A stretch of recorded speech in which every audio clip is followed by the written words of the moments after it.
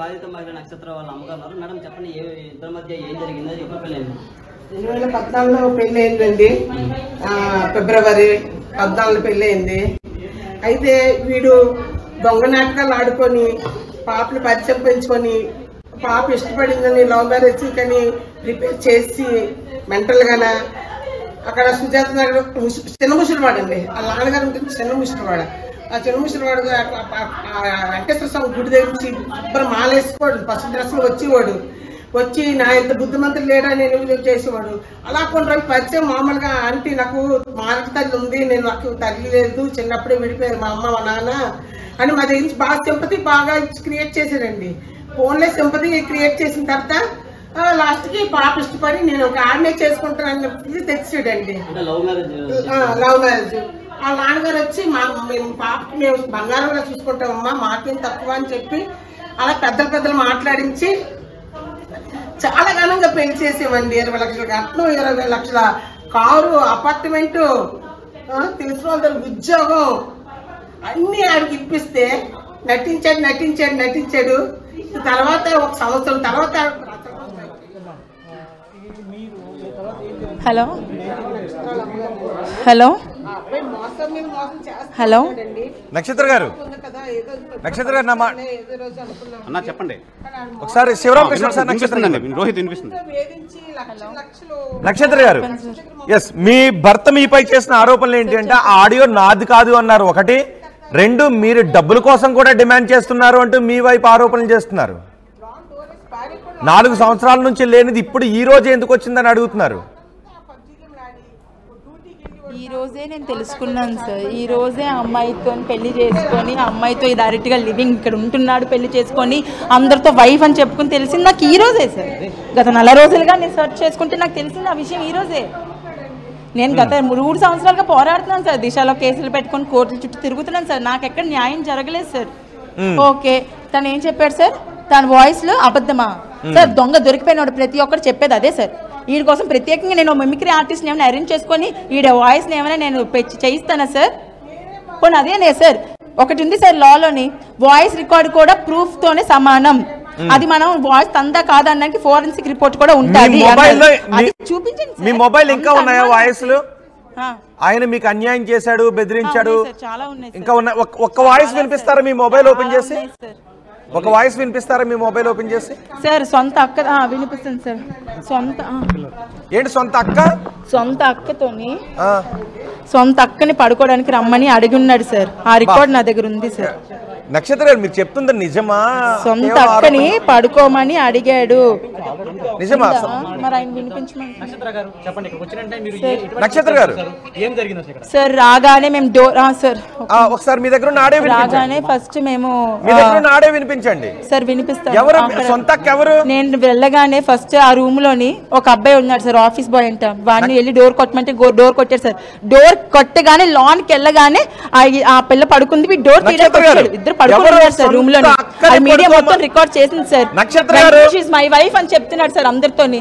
నక్షత్ర గారు, మీరు చెబుతున్నది నిజమా? సొంత అక్కని పడుకోమని అడిగాడా? ఆడతాడు సార్ పబ్జి నక్షత్ర గారు. పబ్జి అవును సార్ అడిగాడు సార్. ఆడుకొని అందులో అమ్మాయిని ట్రాప్ చేసి క్లబ్ హౌస్ అని ఒక డేటింగ్ యాప్ లో అమ్మాయిని ట్రాప్ చేసి ఇలా ఒక రోజుకి ఒక అమ్మాయి చెప్పున్నాడు సార్.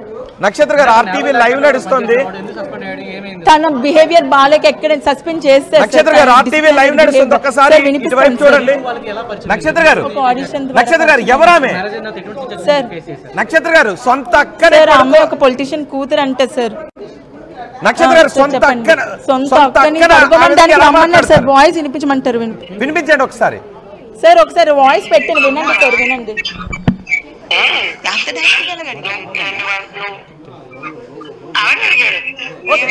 ఒక పని చేయండి. నువ్వు నాతో పడుకుంటావా, నాకు ఇస్తావా అని చెప్పు తీసుకుంటున్నావా? నీ కంటి కలక్కం పడుతున్నాను నేను. నీకు వాయు వ్యవస్థలు లేదా? నా కొడుకు అంత కొడుకున్నాడు. నా కొడుకుతో సమానం తమ్మప్పుడు అంటే నక్షత్ర గారు, ఆడియో కొంచెం ఇబ్బందికరంగానే ఉంది. ఏంటి ఒక ఇంటి ఆడపిల్లకి ఒక అక్కగా వచ్చాను. ఇది నాకు ఏదో ఇచ్చేస్తారని కాదు.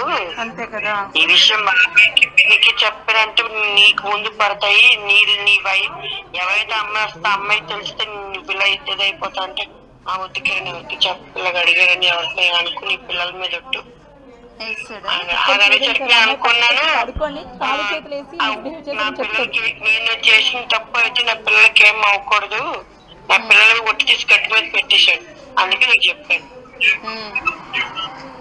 ఓకే, అర్థమైంది. నక్షత్ర గారు, నక్షత్ర గారు 4 సంవత్సరాల క్రితం మీరే మీ భర్తను వదిలి వెళ్ళిపోయారా? ఆయనకి ఎంటేశాడా? మేడం దొరికిపోయినోడు ఎవడైనా అలాగే మాట్లాడతాడు మేడం. ఇన్నాళ్ళు అది వదిలేస్తే నేను డబ్బులతో ఏమైనా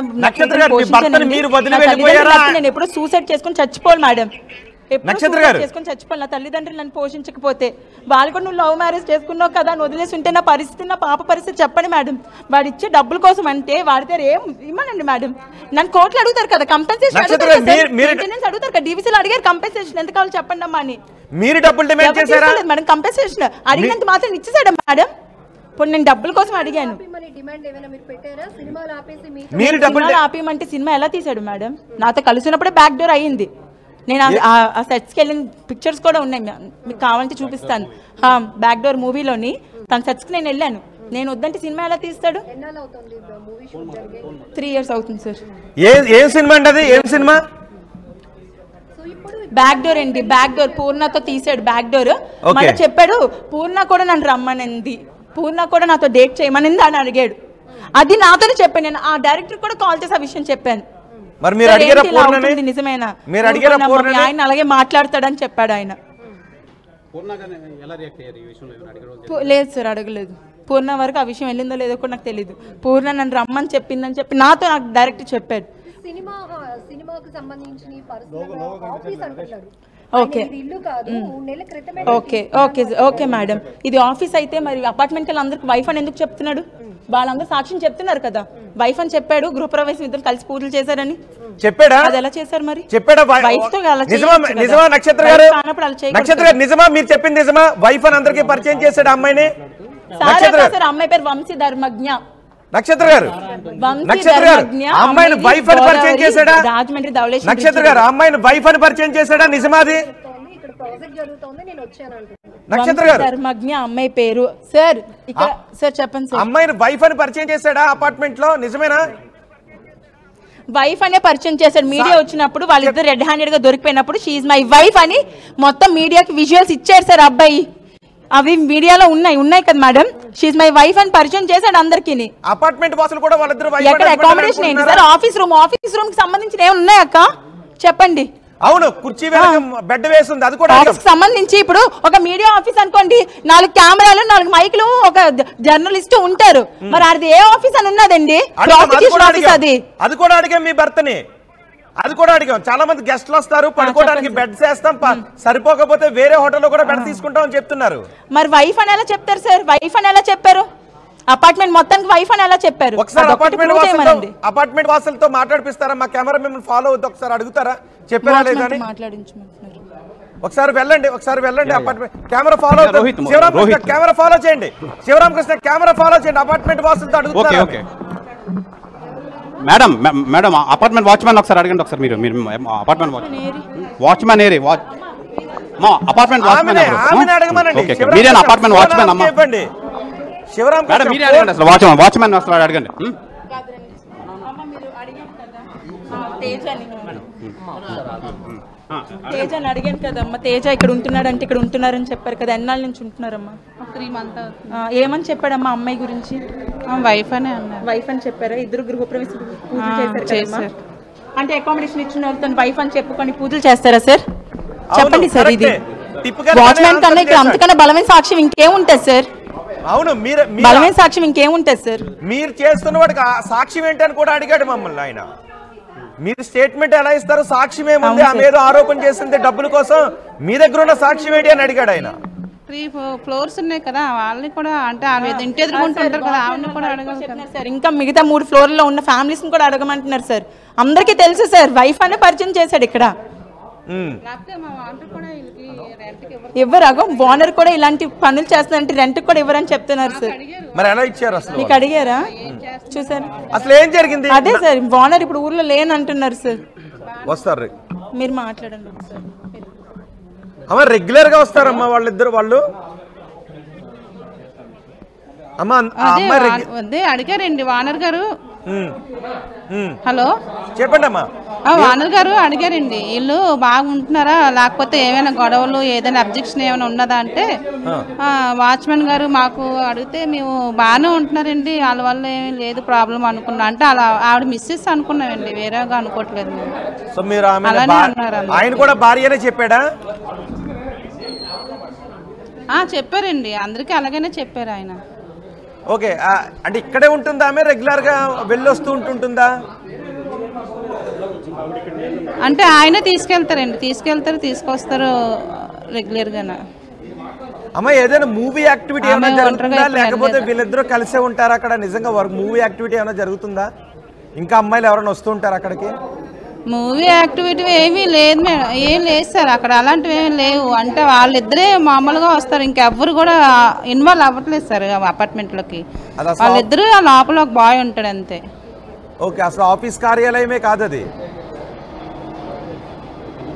ఆఫీస్ అని అన్నారు కానీ మరి మేము కూడా అలా మూవీ చేస్తున్నారు అనుకున్నాం కానీ అలా మూవీ చేసేటట్టుగా ఎవరు కెమెరామ్యాన్స్ ఎవరు ఇంకొకరు అలాంటి వాళ్ళు ఎవరు రావట్లేదు సార్ ఇక్కడికి. వాళ్ళు మెయిన్గా వాళ్ళిద్దరే ఉంటున్నారు. ఇంకా ఓకే, ఎన్నాళ్ళ నుంచి ఉంటున్నారండి వాళ్ళు? భార్య భర్తలు అని చెప్పి ఒక 3 నెలలు అవుతుంది సార్. ఇక్కడే ఉందా? ఆమె ఇక్కడే ఉన్నారు సార్. ఎన్ని గదులు ఉంటాయి అపార్ట్మెంట్ లో వాళ్ళ ఫ్లాట్ లో? 2 bedrooms ఉంటాయి సార్. ఓకే, వేరే అమ్మాయిలు కూడా ఎవరైనా వస్తూ ఉంటారు అక్కడికి ఈ అమ్మాయి కాకుండా? లేదు సార్, ఎవరు ఇన్వాల్వ్ అవ్వరు సార్, ఆమె ఒక్కరే, ఆమె ఆయన ఉంటారు. ఓకే, సో మీరైతే భార్య భర్తలని అనుకున్నారు, ఆయన కూడా భార్య భర్తలని చెప్పారు మీకు, రైట్?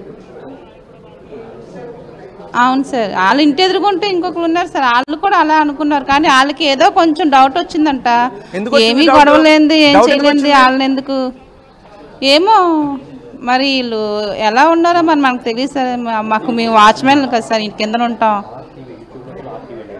వాళ్ళకి నేను అడిగాను మరి మీకేం డౌట్ రాలేదా అనేసి ఆవిడకి అడిగాను. నేను అడిగితే ఆవిడ అన్నారు డౌట్ వచ్చింది, ఎవరు కంప్లైంట్ చేయలేదు కదా, నేను ఒక్కదాన్ని నేనేం చెయ్యాలని అన్నారు సార్. అంటే ఎందుకు వచ్చింది ఆ డౌట్?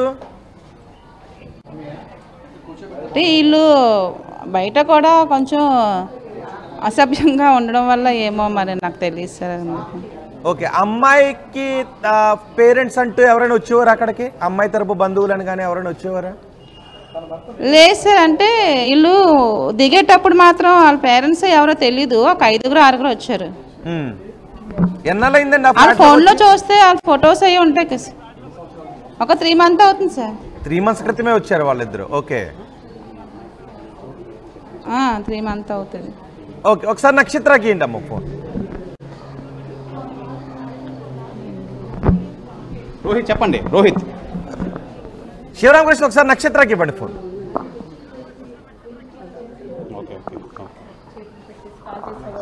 ఎప్పుడైనా అమ్మాయిలకి ఇల్లీగల్ ఇంట్రెస్ట్ ఉన్నాయి, ఇది ఎప్పుడైనా నాకు తెలిసింది ఒక రికార్డ్ విన్నాను ఒకసారి సార్.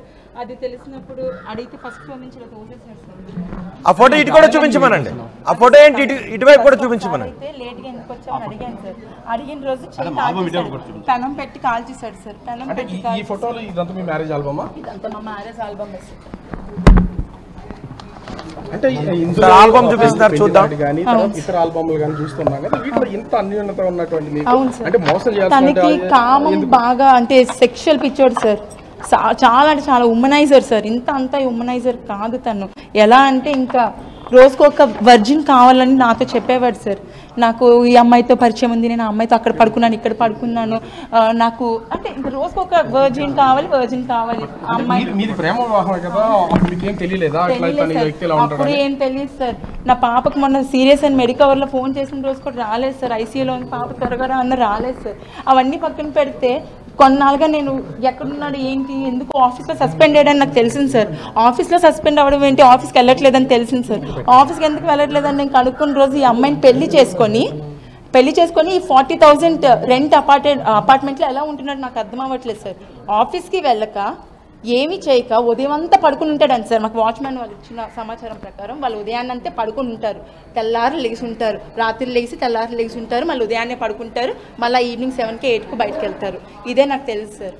ఇంకా ఈ చూస్తున్నాను ఎప్పుడైతే మ్యారేజ్ అయిపోయిందని నేను కన్ఫర్మ్ చేసుకున్నాను సార్, ఆ రోజు ఇంకా బయటకు వచ్చేయాలని నేను ఫిక్స్ అయ్యాను. అంటే ఈ ఒక్క ఆమెను పెళ్లి చేసుకున్నారా లేకపోతే ఇంకా వేరే నాకు తెలియదు సార్. ఆమె మ్యారేజ్ చేసుకున్నాడు అనే ఫోటోలు ఏమన్నా ఉన్నాయా ఆమె దగ్గర? ఒకసారి అడగండి. ఒక ఎవిడెన్స్ నా దగ్గర ఉంది. ఆమె మ్యారేజ్ చేసుకున్నాడు అనే ఎవిడెన్స్ ఫోటోస్ ఏమన్నా ఉన్నాయా? కొట్టి చంపేసేవాడు సార్. ఇప్పుడు నేను రెడ్ హ్యాండెడ్ అలా అయితే బైగమీ కింద ఒక కేసు కూడా ఫైల్ చేయడానికి అవకాశం ఉంటుంది. చెప్పినట్టు మీరు ఎందుకు మరి ఇంతకాలం వెయిట్ చేస్తూ వచ్చారు? ఇంతకాలం సార్ ఇప్పుడు ఇలాంటి ప్రూఫ్ ఉంది కాబట్టి అసలు మీడియా కూడా నాకు సపోర్ట్ చేయడానికి వచ్చింది. ఇప్పుడు నేను ఊరికే నా మాటతోని కోర్టులో చెప్పినా పోలీస్ స్టేషన్ లో చెప్పినా సరే ఎవరైనా ఒప్పుకుంటారా సార్? ఎవరైనా ఓకే అది రైట్ అని ఒప్పుకుంటారా? ఎవరికైనా కావాల్సిన ప్రూఫే సార్. నేను రెడ్ హ్యాండెడ్ గా పట్టుకున్నాను కాబట్టి చెప్తున్నాడు ఏ విధమైనటువంటి ఇబ్బంది లేదు, నాకు ఇది రోజు మామూలే, వాళ్ళు కేవలం నా మీద అలిగేషన్ చేస్తున్నారు, నేను అసలు ఎలాంటి తప్పు చేయలేదని చెప్తున్నాను సార్. మీకు ఒక్క విషయం చెప్తాను, ఏ ఆడపిల్ల ఒక పాప ఉండి ఫ్యామిలీని ఇలా రోడ్డు మీద బజార్లో పెట్టుకుని, నేను ఒక వెల్ రెప్యూటెడ్ ఫ్యామిలీ నుంచి వచ్చాను సార్, అలా నా ఫ్యామిలీని రోడ్డు మీద పెట్టుకోవాలని నేను ఏ రోజు అనుకోలేదు సార్. ఎందుకు సార్ నేను అనుకుంటాను? నాకు పరువు ఉంటుంది కదా సార్. అంటే ఆస్తులు కానుకలు ఇవి ఇచ్చి తర్వాత ఇవి డిమాండ్ చేయడం కానీ మిమ్మల్ని అరెస్ట్ చేయడానికి ఇది ఏమైనా మేజర్ రీజన్ ఏమైనా ఉందా? ఎవరు సార్? మీ హస్బెండ్. మేము డౌరీ అయితే ఇచ్చాం సార్, మాకు అది ఇప్పుడు దాని రిటర్న్ కూడా ఇవ్వలేదు. మెయింటెనెన్స్ నన్ను వేయమన్నారు, అది కూడా నేను వేయలేదు. డీవీసీ ఒక డొమెస్టిక్ వైలెన్స్ మాత్రమే వేసాను సార్. నిజంగా తను అంటున్నారు నేను మనీ కోసం మాట్లాడుతున్నాను. సరే నేను మనీ కోసం మాట్లాడితే మెయింటెనెన్స్ వేయాలి కదా. కోర్టులో ఒకసారి వెళ్ళి ఒకసారి చూడండి నా పిటిషన్స్, డీవీసీ తప్ప నేను ఏది వేయలేదు. 3 కోట్ల రూపాయలు డిమాండ్ చేశారు, తను చేస్తున్నటువంటి ప్రూవ్ చేయమనండి. ఓకే 3 కోట్లు కాదు సార్, 5 కోట్లు చేసిన సరే డీవీసీలో కంపెన్సేషన్ ఎంత కావాలమ్మని అడుగుతారు నన్ను. మీ లైఫ్ ని డ్యామేజ్ చేసినందుకు మనకి పోలీస్ స్టేషన్ లో కూడా రాయమంటారు కదా. అవును సార్. ఆమె పేరు వంశీ ధర్మజ్ఞ అంట సార్, రాజమండ్రి అమ్మాయి అంట, ధవళేశ్వరం బ్రిడ్జి దగ్గర వాళ్ళ హౌస్ ఉంది, రాజమండ్రి అమ్మాయి అంట. ఆ అమ్మాయి ఎంత ఇదిగా అంటే నేను లాంగ్కి వెళ్ళి పట్టుకుంటే నీకు అంత తెలుస్తాను, నువ్వు ఎలా బతుకుతావో నీ కూతురుతో ఎలా ఉంటావో నేను చూస్తానని మా ముందే ఛాలెంజ్ చేస్తుంది. మేమిద్దరం పట్టుకున్నాక షీఈ్ మై వైఫ్ అని మీడియా ముందు ఆ అబ్బాయి స్టేట్మెంట్ ఇచ్చాడు సార్, అంతే సార్.